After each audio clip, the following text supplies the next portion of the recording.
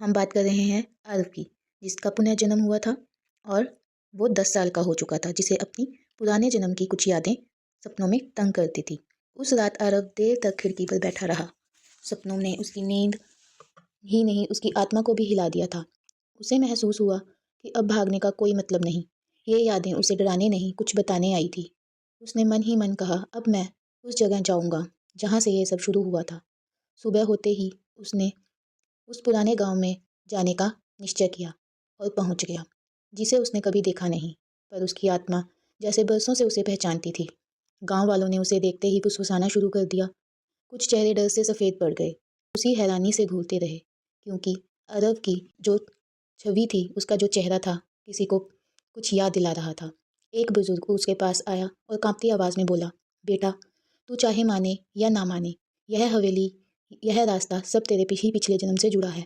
आरव का दिल जोरों से धड़कने लगा। बिना कुछ बोले वह धीरे धीरे उस पुरानी हवेली की ओर बढ़ा। हवेली टूटी, बिखरी और वीरान थी, मानो समय ने उसे भी इंसानों की तरह भुला दिया हो।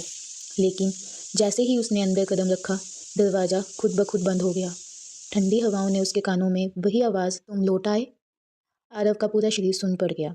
ये वही आवाज़ थी जो हर रात उसे सपनों में सुनाई देती थी। वह डरते डरते उस कमरे की तरफ बढ़ा जो उसे बार बार दिखाई देता था। कमरे में पहुंचते ही उसकी आंखें बिना बताए ही बंद हो गई और उसके सामने जैसे एक दूसरी दुनिया खुल गई। वह खुद को देखता है, पर किसी और रूप में। एक शांत और सच्चा मुस्कुराता हुआ युवक, आदित्य। आदित्य और उसके सामने एक लड़की की परछाई। उसकी आंखों में भी प्यार था और इंतज़ार भी। उसकी कांपती हुई आवाज़ गूंजी, तुमने वादा किया था, पर तुम आए ही नहीं, मुझे अकेला छोड़ दिया। आरव की रूह कांप गई। वह लड़की वही थी जो उसे पुकारती थी, वही जिसके लिए उसकी आत्मा बेचैन थी। अचानक दृश्य बदल गया। आदित्य ज़मीन पर गिरा पड़ा था, खून बह रहा था, और वही लड़की उसके पास बैठकर रो रही थी। उसने टूटे शब्दों में कहा, तुम्हें मारा गया था क्योंकि तुमने सच का साथ दिया।